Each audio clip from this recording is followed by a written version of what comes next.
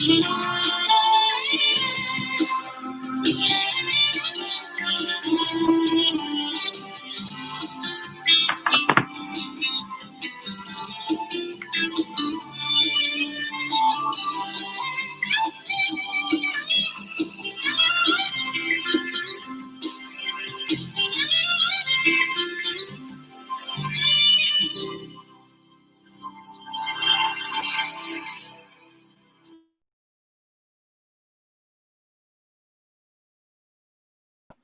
sorry about that.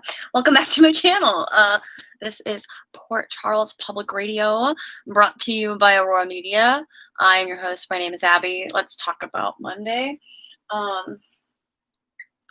Yeah, I'm always so much more alert when I watch the show at 3 o'clock versus like nighttime.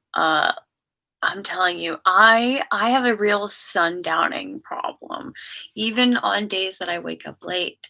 You know, like last night, I was up pretty late. I didn't want to be, but I just was, and I still woke up decently early today. But I have energy right now at this time. I think it's consistent that I'm just like gonna have some bad energy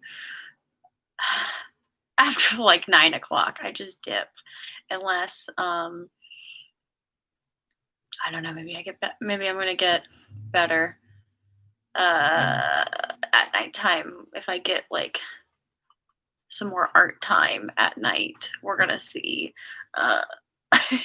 Anyway, enough about me. Sorry about that. I was just saying hi. I'm alert and not dead and drained at nighttime, and I was able to like want to yell at the TV today and talk about it. Okay. I'm going to count now, okay? 1, 2, 3, 4, 5, 6, 7, 8, 9, 10, 11, 12, 13, 14, 15, 16, 17 people on today. That is not including Mr. Officer Man, because he just kind of stood there. He didn't say anything, so I'm not counting him. Molly and TJ. I am so proud of how adult and like calm and rational and respectful and decent this couple was and are and were to each other. Just in general, all the time, and in this very moment right now. It was great. I love. Props to Molly for telling TJ the truth after watching both of our mothers just now. She said, that's amazing, dude. That is. And he started figuring shit out. I was like, I told him it was a mistake and to leave me alone. And he was like, oh, so you saw this guy afterwards? Or it was a mistake not to leave me, or that we can't bring it up again, that it was a one-time thing. And he's like, oh, so you know this guy. You see him again? Like, what's his name? Tell me who it was. Tell me who it was. And she said, it's Brando. Like, he only had to ask her twice. Molly, tell me who it was. And I'll tell her who it was. Boom. She said it. Like, he said, I need some space. She said, okay, that's understandable. And went and got her coat. She said, I love you. Walked away. He waited for his mother, dude. He that was his instinct. My mother told you what? And she thought she covered her tracks a while back when she apologized to Molly for saying that was something she, in the moment, was just trying to defend her kid, and she didn't understand what was going on. She was being duped too, and Molly was like, no, it's okay. We were all under high stress, and you were just saying there's no reason to bring TJ. I don't need to tell him this. Now she does. Because, yeah, part of the push for her to do that was going to confront his mother about these vague texts he was getting and why, like, this was scary. She wanted to go to the police, and his mother, like, shot her down saying, I just needed to get over myself and that give you some space and understand that. So I was just so emotional. I went and slept with someone. He was like, what? And she's like, I'm not saying it's her fault. I just did it. And they, like, walked through that. And, then she left and gave him his space. But, like, that's what he took from the whole thing was, I'm gonna ask my mother about this. And he did. He stayed to talk to her about it. This bitch. TJ, I'm so sorry. I have no idea what you must be thinking and going through right now. He's like, you don't? You don't know? Because you knew about Taggart. What else? I'm thinking about it. You were reading my text. You didn't know? You didn't look into it? What else do you not know? Or better yet, what do I not know? Like, since you're not telling Jordan, or since you're not telling Curtis shit, Jordan, what are you not telling me? Like, we ain't gonna call her Jordan, but I'm just saying. Jordan, this bitch, she got called out. She did. She said she couldn't tell him everything. She fucking didn't tell him shit. And he walked on her. He said, Merry Christmas, Mom. Damn, Mom. Like, you're my mom. What a bitch. I'm sorry I'm cursing a lot. But, like, fuck, Jordan. This one, you did this one so deep. Like, this case did a lot of damage to a lot of people for a lot of reasons because you lied about a lot and you're bad at it. Like, you're bad at getting away with it. You're bad at, like, accomplishing it. You could have just, like, there were so many different avenues she could have done better. And she just kept going. She kept spiraling down. Oh! Jordan, my dog, is in his room right now trying to get comfortable. He just threw the pillow out of the room. It's like, fine. Wow, Jordan. Curtis read her the riot act too. He said, I can't trust you. I want to. I want to believe, like, what you're saying to me right now is the truth, that there's nothing else you're lying about, but I just don't know. Like, she's done that. Like, yo, she did that to me too. Tiger came out of the woodwork and I was like, are you kidding me? Of course, that's so dumb, but are you kidding me? This bitch. What else is she hiding? What else is she hiding? This cop. This whole plot, or this whole case, it was like, and she just keeps hiding it and covering it up and blah, blah, blah. She's no better than Sonny Corinthos. That's what they're going to tell her at the end. You're too good for punishment and blah, blah, blah, and help and, oh, wait. Okay, I thought it was just like my eyes needed to be rubbed. Maybe something was dusty. I don't know if you guys ever think that with glasses. Turns out it was my I need new glasses. It's on my list of things to do. I don't know what y'all. Daily organizers freak me out when they're so big. If this was a weekly organizer, then it would feel better for me. But that's okay. So, I'm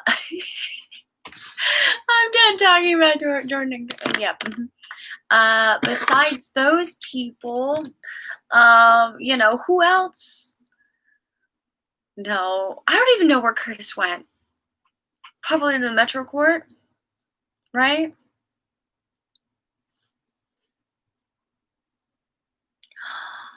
You guys, I do not see. I don't see Jordan and Curtis on my list. I can't believe I did that. Because if I scratch them out right now,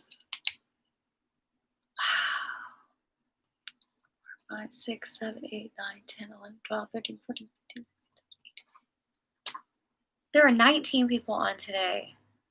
Oh, okay, just kidding. 19 people. I've changed it. So, if we move on from those people, where do we want to go? Do we want to go to the hospital? Do we want to go? Yeah. Okay. Britt and Jason were talking for a minute. She was like, "Yo, am I the one who's responsible for Julian's death? Should that be on my conscience?" I love how she was like, "Should that be on my conscience?" It wasn't really. She felt bad, but in a way for Julian, it was I'm responsible for killing a man who happens to be Lucas and Sam's dad. I think, because Julian's a fuck, but she cares about Lucas. That's what Brad did to her the last time they saw each other. It made her understand that, like, that's Julian is, Lucas's dad. So you hurt him if you hurt him, i.e. Anyway, he said no. Do I buy it? No, she definitely set it in motion. So did Cyrus. They were bound to have figured it out that it was Julian without her, but he would have been further along. They wouldn't have been able to, like, pick up his trail quite as quickly because they wouldn't have, like, conduced it to him so quickly. Her writing that out was good timing. So she should totally fucking have that on her conscience. But, like, the point is, Cyrus was going to come after him anyway. One of those bullets wasn't Sonny's. One of them was. But it was in self-defense. Were they planning to kill him anyway? No. They were planning to get him and, like, hold on to him. Protect him or something. So he could rat on Cyrus and witness protection for his kids. Which in the end, like, his kids were still going to be in danger because he did that, even if he went into witness protection. That's why Julian jumped onto Sonny, in my brain, because, like, he was going to attack him anyway. He's either trying to get away or he's trying to get him to kill him. Just kill him. Just kill me. Because that's why he went right onto Sonny like that versus grabbing the gun, because he wanted him to shoot him. And his instinct was to, like, he looked and he saw it and he tried to run. His instinct was to scatter. And Sonny was like, "You died running away." So anyway, I don't know why I went down that, but it's not really in Jason's best interest to say that's what it was. It's not her fault because she rat, and they set it up to make it look like she rat because she talked in the chapel privately. No one knew that it was her except for Brad. And no one knows that she's still, like, informing, because that's what she's doing. She's informing on Cyrus's movement in the hospital. She is picking a side, and yeah, her actions are setting emotion, including killing Julian, even if it was not really intentional. Just wanted to throw that out there. And then she had a shaky hand, right? Okay, I want to throw that before we go to anybody else's house, the Corinthos house or whatever. I just want to say she had this shaky little hand. Is that stress? Does she have Parkinson's? Are they going to make her have Parkinson's? What's going to happen to Britt? I watched this interview of That's Awesome with that actress, Kelly Thibault, talking to, Stone Cold and the Jackal. She was saying there was a storyline she had for Britt that was going to be interesting. That was all she could really make her a little more interesting. And they're like, "Yeah, we'll leave it at that." That was in September. So she was already filming I think the informing on Julian and like questioning her relationship with Jason up at like she was already I think doing that at that point in September if I'm not mistaken. Because time works really slow in General Hospital. So I want to say yeah, she like they were already talking. Sometimes last night is like a 2 week long episode. um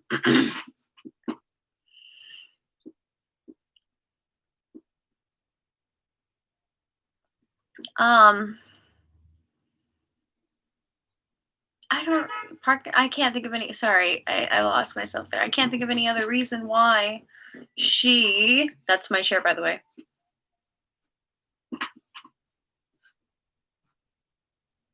I can't do it, but it's leather. That's what. That's what that sound is. Okay. Um.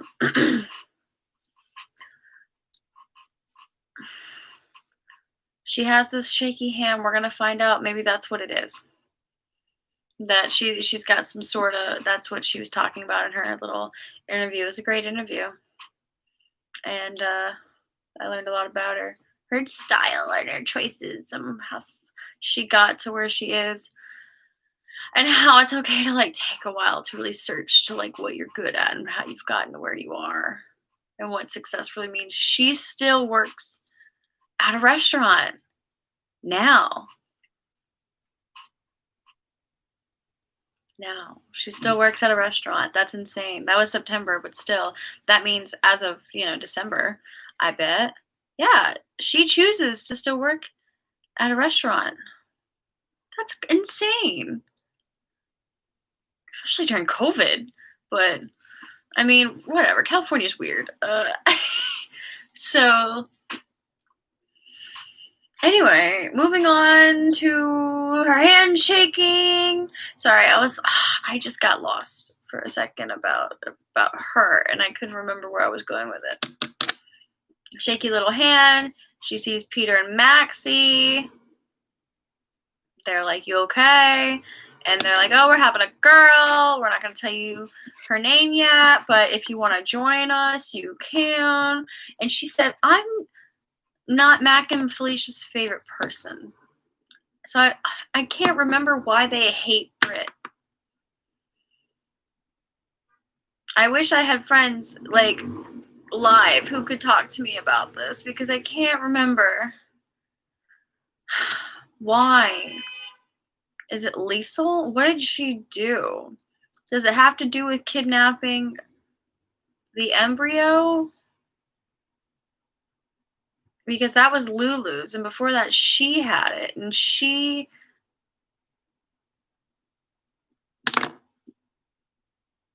Oh, I no, I think it has to do with Max. She helped conspire the whole embryo thing with Maxie. So she's not a good doctor of value, and she did it with her own. That must be what it is. They don't like her for because I can't remember what the hell she must have done directly to Mac and Felicia. You know, can't. They don't have a correlation with the Cassadines. Those two. She didn't do anything with Helena. I can't fucking remember if there was an incident or not. So it might have to do with her being chief of staff because they're really close friends with Bobby, and Monica and Laura. It could be that. Whatever. But it was funny. They're gonna invite her in anyway, and she hugged Peter, and Liesl saw it, and she's pissed, and she's still wearing a wig. Like, girl, how are you gonna? I saw spoilers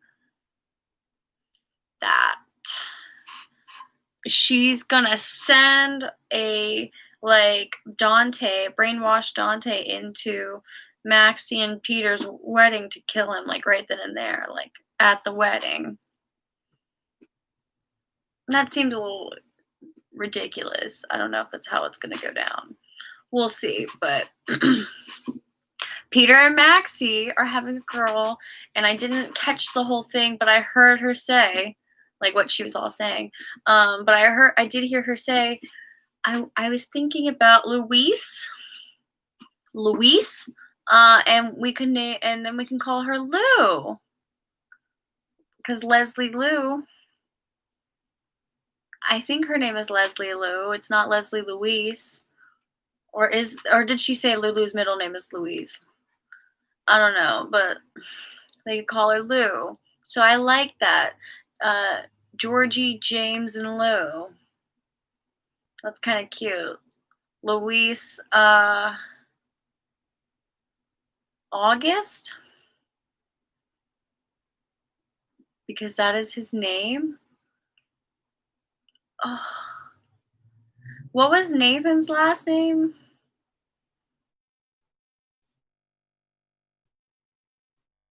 Is it Alexi's last name? Because James was born in Georgie. I think her last name is Spinelli. Georgie Spinelli. That's her name. I don't know what the fuck are these kids' names. Like they're surnames. It doesn't matter sometimes.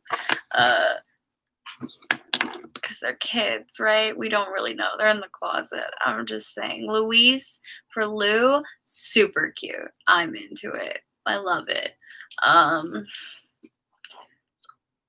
All we have to do there, Liesel, is, I don't know, talking to Scott and Franco for like a hot second today. It seems super boring. I mean, yeah, he's jumpy because this incident happened with this dude. I don't know if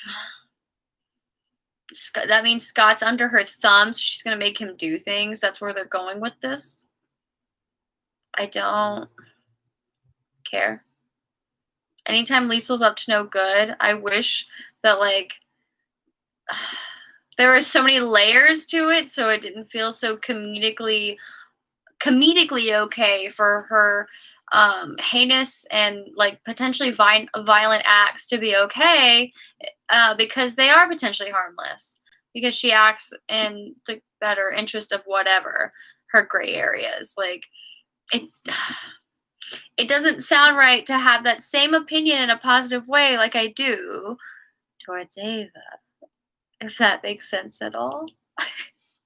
I like Ava and let her gray areas because I get it. Sometimes with Carly's gray areas, I'm like, oh, you hypocritical bitch, or like, oh, okay, sure, you can, you know. Sometimes with Liesel, when she does shit, I'm just like, how is she getting by with? Why are we allowing? Why is she so? This isn't funny. This is gross. Yeah, like I don't know. Sometimes, but I think it's because she's sinister in her own fucking way. She is crazy. Britt is the product of Liesel and Faison. Peter is the product of Alex and Faison. Ooh. So, yeah. Franco and Scott get back home to Liz and Cam where Tyree's at, and she was talking to her, telling her that like Cam's been wired into the game and he's taking the death of Dev really hard, not really wanting to speak about it or do anything outside of playing the game. He's not picking up the guitar, laughing, getting personal about anything, or being vulnerable. So living vicariously or just kind of disappearing. Is how she referred to it. Yeah, dude. I'm really glad that one, Terry went over to try to talk to Cam one-on-one and not talk down to him or belittle him, but she was still adult and was trying to let him in on something because he is a kid. You know, he's 17, right? But she used her transition story, and they described the idea of somebody who doesn't have the privilege of having a lot of backing and a lot of family, and really struggling with their transition and like being a transgender person in the world alone, not having family support, and just kind of cultivating your own support system through open relationships that you find, and then like getting roughed up by people, or getting hurt or terrorized, assaulted by somebody that they kill her, or her name was Abby. Like, yeah, that does kind of create a trauma, or that could create a trauma, of course, that has many aspects, like what Cam is suffering, survivor's guilt. Why them? Why him and not me? Or, being a transgender woman who lived there and was her friend. Why them? Why not me? Kind of survivor's guilt. I've experienced that. That's tough to like get over yourself and get out of, and move forward out of that, so kind of, So, I mean, that's just one aspect. There's other aspects, like the loss in general of losing his friend.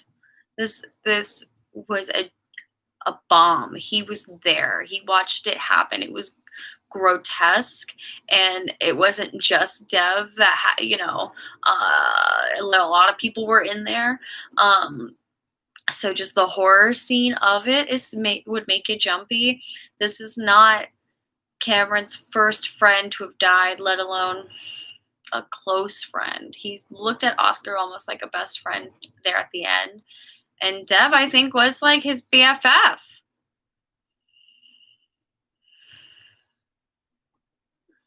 Like, they were there because, that's where Dev asked him to meet him. But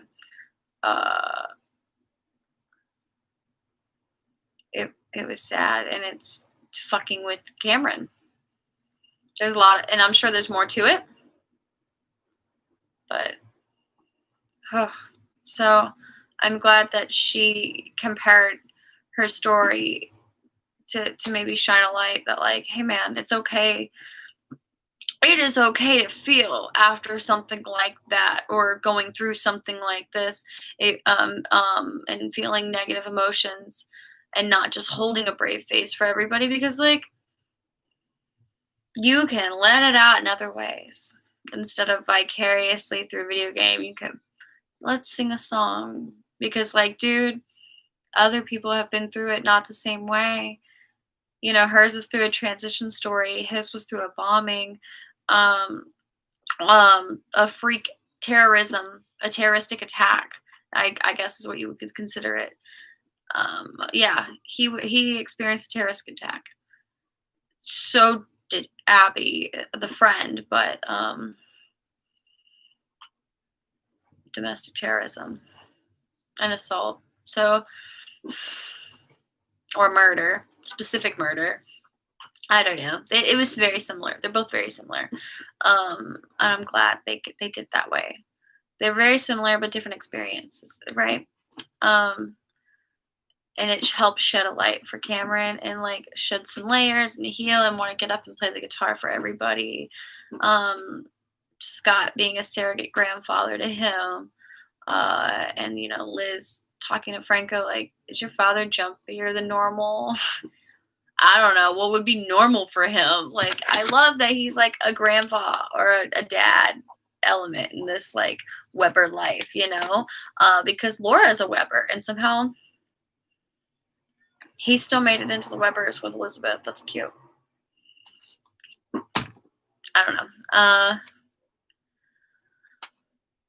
don't want to talk anymore. I know I've been talking for 30 minutes. I'm sorry. I'm so sorry. But we can finally get to the Corinthos house, where Michael and Willow and Chase and Carly and Brando eventually showed up to, with an officer was also there, and Jason later showed up too. So long story short, Chase said, what we all expected, not what Carly was. What she should have expecting. Although she was thinking the worst, that it was about Sonny's body. Nope. Like what he said was he's missing, right? He wants to confirm when was the last time you saw him. She's complying. She's being honest, and said that there was a camera that spot him pursuing Julian, and an anonymous tip called in that they saw two people on the footbridge. So if he is missing and he was pursuing him and he was the second person on the bridge, we can confirm he's probably in that water. He was probably in a tragic accident. And so the firms are not. Talk to my attorney. I don't know, guys. I'm seeing a conspiracy can happen, right? Because people are talking online about the idea of maybe Jason and Carly aren't gonna allow the idea that that Sonny is missing, or maybe they're gonna take over. Whatever. There's a bunch of stupid ways it could go. Don't know about any of them. I don't really care. We're gonna see if this is wrapping up the Cyrus storyline or not. He's growing. I think he's growing. No, he was bald today on his face, so I don't think he's growing a beard while he's in quarantine.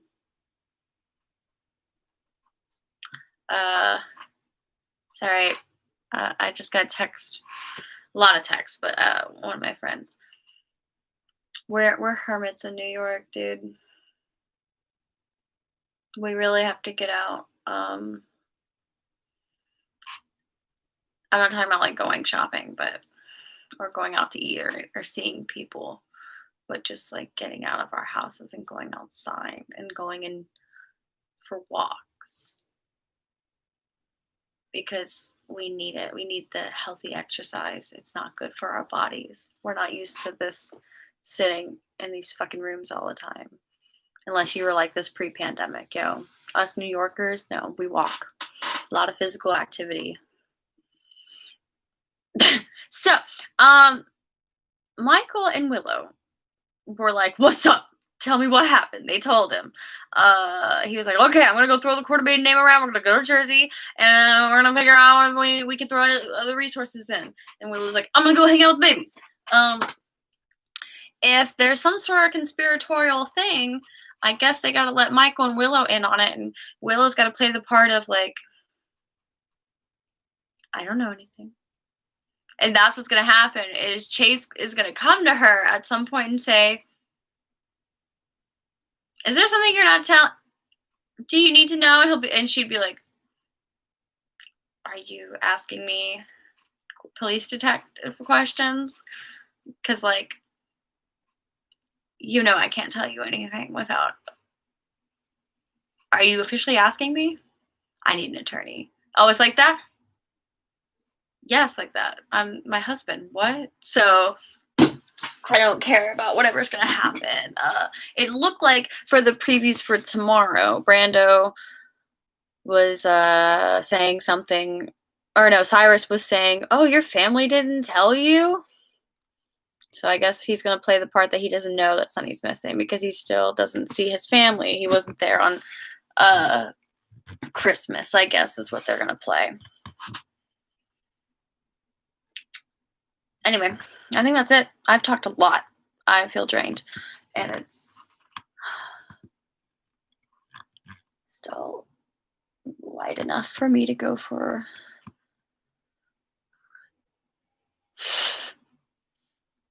I need to hydrate. I've drank. I went and had a coffee this morning, and my roommate just gave me this iced coffee at like $2.50, $3.15, something like that. So I'm like, that's a lot of coffee, and I need more water. We're gonna see. I'm gonna go exert this energy in a run, I'm sure. That's a lot of information you guys don't need to know about anyway. If you've stuck with me this long, dude, thanks for sticking. And hopefully we can do this all again soon and I can talk about less shit. Tip your waitresses, wear your mask, and peace to the planet. Bye.